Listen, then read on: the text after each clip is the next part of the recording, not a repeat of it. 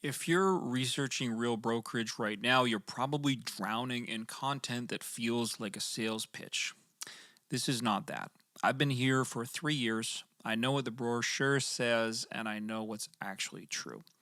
I'm going to give you both because every brokerage sounds great before you sign, and I felt the same skepticism you're probably feeling right now. And so here's what you're getting with this video: 3 years of honest experience, what exceeded my expectations, what surprised me, and what I'd tell a friend who's sitting on the fence. I'm not here to recruit you today. I'm just here to give you the information I wish I had before I made the move.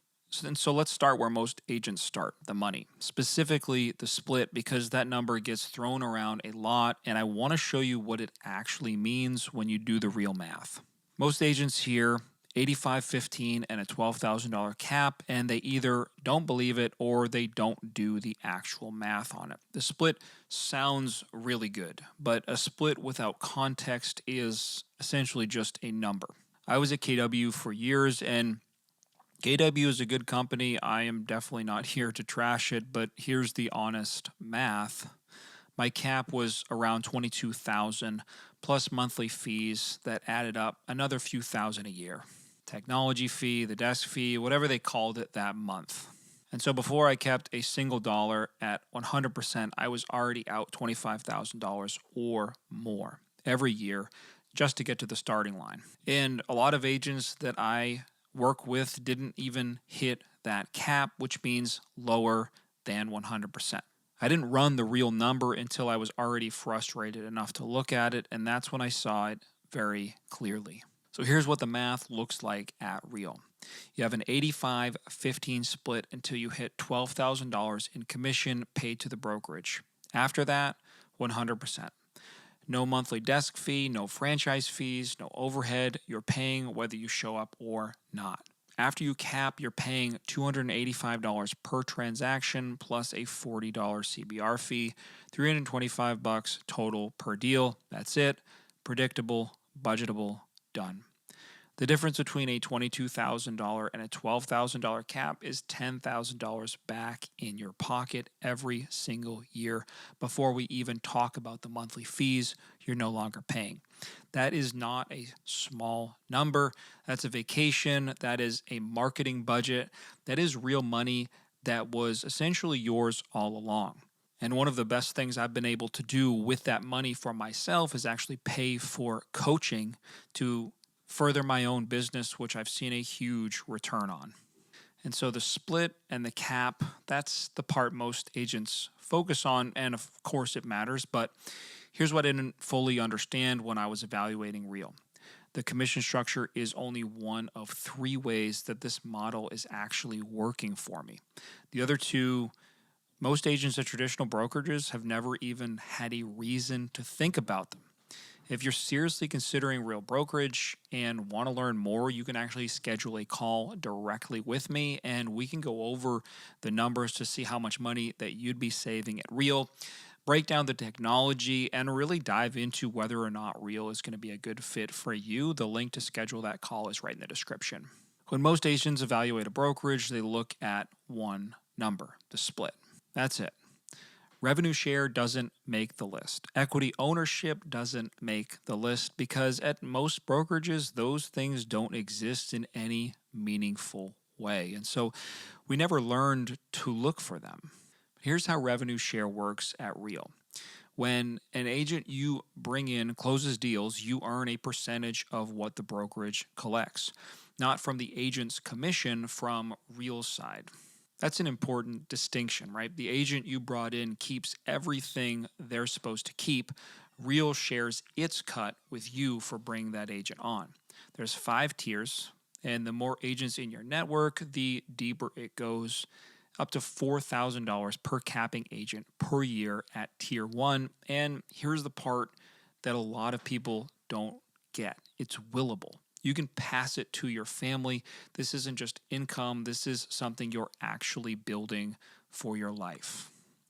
I'll be honest, when I joined, I didn't really take that too seriously. I wasn't necessarily here to recruit. I was here to sell houses. But Over time, a few agents that I talked to made the move, not necessarily because I pitched them, but just because they reach out, because I told them what I'm telling you just now.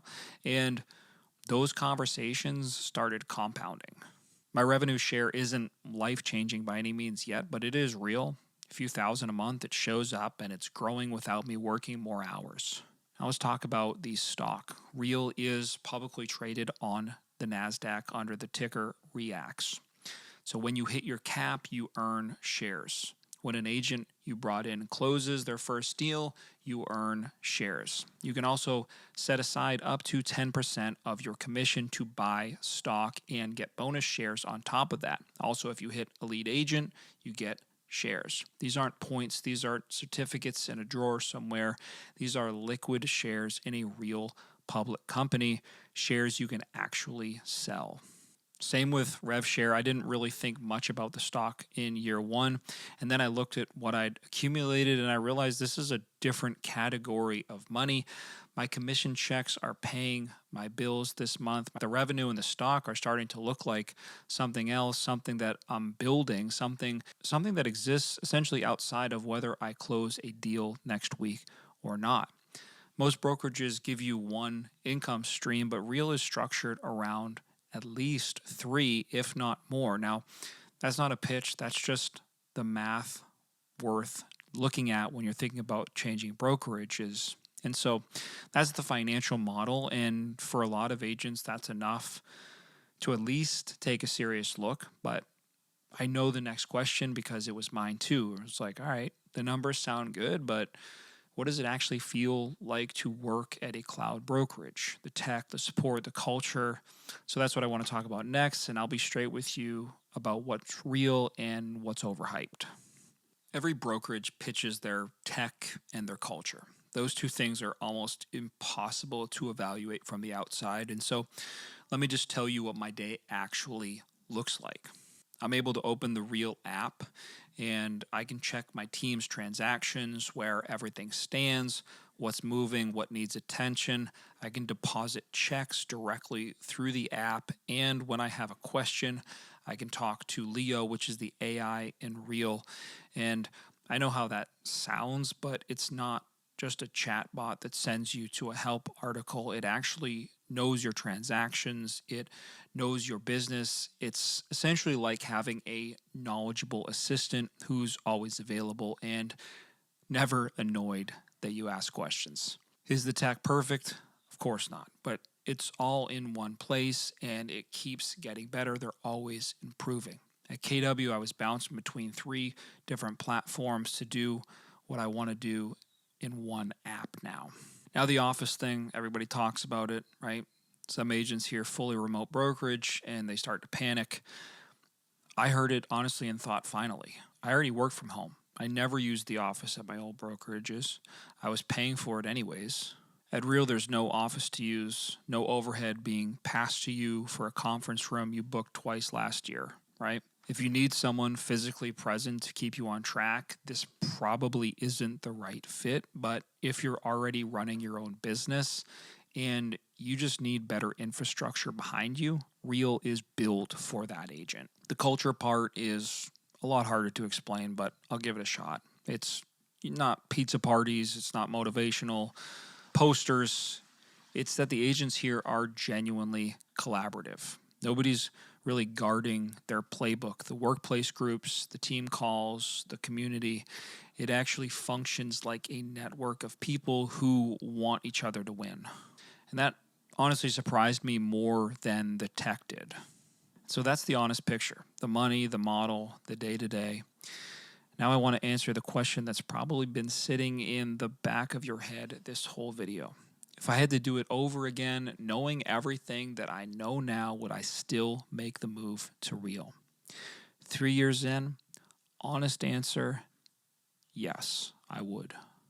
Not because everything is perfect, not because the company never has any growing pains. It's growing fast, and fast growth is messy sometimes. That's real.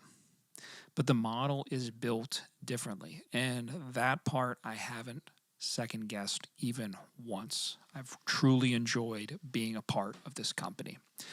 The splits are real, the cap is real, the rev share is something I'm actually building, not something I was promised and never saw. And the stock is something I actually think about now, and I love going on and seeing where it's at. None of that was true at my last brokerage. So, who is Real actually for? Agents who are already running their business, producers who are tired of watching their commission checks get eaten by fees, people who want to build something that exists outside of their next transaction. Who it's probably not for?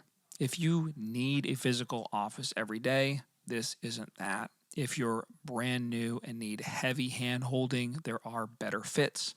If you don't like change, this company moves fast and it is not slowing down. If anything I said in this video made you stop and think, just do the math on your own situation, pull up what you actually netted last year after every fee, write it against the model I walked through. And if you want to talk through it, again, the link is right in the description. I'll break down all the numbers for you, show you the tech that we're using, and make sure that you leave with a solid understanding if Real is a good fit for you. And if you're still on the fence about joining Real, watch this video here where I give a full breakdown of Real Brokerage.